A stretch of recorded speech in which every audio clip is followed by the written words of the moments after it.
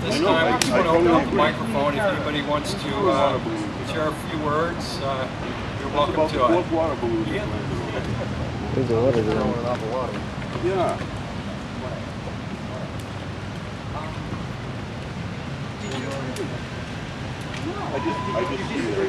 I don't care. All right, thanks to everybody for coming out here today, and I have to share some of George's sentiments, and I have to say I'm pretty excited that he's going to be running for governor, because I happen to know he's a pretty principled guy. I saw him last year at the Porcupine Freedom Festival.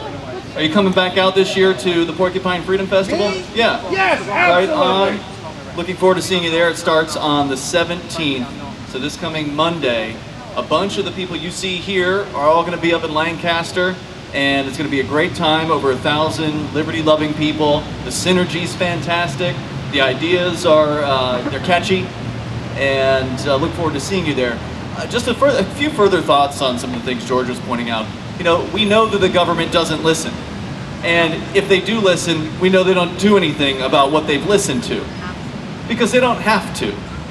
And they know they don't have to because they know that you're going to keep paying for it. They know that year after year, they're going to send you a bill. If you're a property owner, if you're a renter, trust me, you're paying for it too. But if you're a property owner, you get a bill every year, and for me, it's $6,000. And for that money, I'm currently paying to have this courthouse ruin people's lives. And I'm not okay with that. So the question is, how many years do you have to beg for relief? How long? How many lifetimes, how many generations do you have to go through begging, Master, please stop hurting me, stop hurting my friends and my family? Hey, that guy set himself on fire over this. Tom Ball, that's why we're here today. The canary in the mine, so to speak. Most of the rest of us haven't been pushed that far, and thankfully, we haven't been pushed to violence. I don't think violence is the answer. I think that that's what they want. They would have been happier had he burned the courthouse down. It would have given them the reason to build a whole brand new one even larger than the one they're building over there now. $10 million worth of courtrooms coming to Keene. So again, how many years does it have to go on? How many thousands of our own personal hard-earned dollars are going into the pockets of our oppressors by our own hand? Now, of course, I know you're thinking to yourself, well, if you don't pay, then they're going to take my house. And you know what? They might very well do that, because that's the kind of people that we're talking about. And the kind of people that are going to take your house from you aren't going to be the people that listen to you or care what you think, because they've got everybody playing their game. But what happens if we just opt out? What happens if enough of us say, no, that's okay. You know, I don't really much care for those government schools, so I'm just going to scratch 60% off of the amount I was going to pay you, and I'll pay you the 40%. You know, I also don't like the way you arrest peaceful people.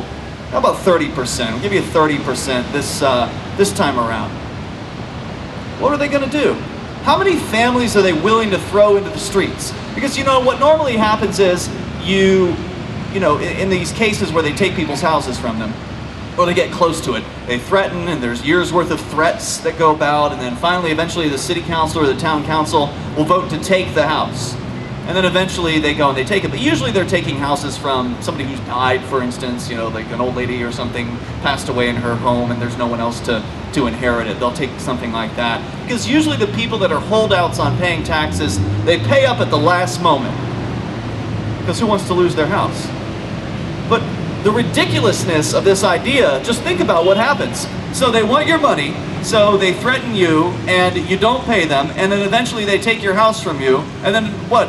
You get to go on welfare at that point? So now you're a burden. You become, instead of nothing, you become a burden on the system then. Well, you've taken my house from me, now where am I supposed to live? I guess I should check in at the Keene Spiritual Retreat. That's what we call the jail here. They only have so much room in the jail. In fact, a friend of mine, Rich Paul, is currently sitting in that jail right now. He faced up to 100 years in prison for selling a plant.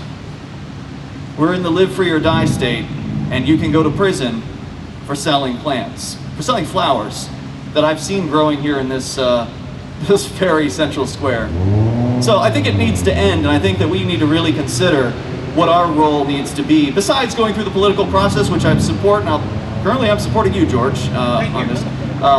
You know, that's there. We should use that to whatever extent we can, but ultimately, I'm not going to rely on that for my freedom, because it's never worked. So think about what you're willing to do, how far you're willing to go, what you're willing to put on the line. Think about what Edward Snowden just put on the line. He put his whole life on the line. He had a girlfriend, he had a nice house in Hawaii, and now they're coming after him. And they might come after you too. But if enough of us stand up, there's more of us than there are of them. Anyway, thanks for listening.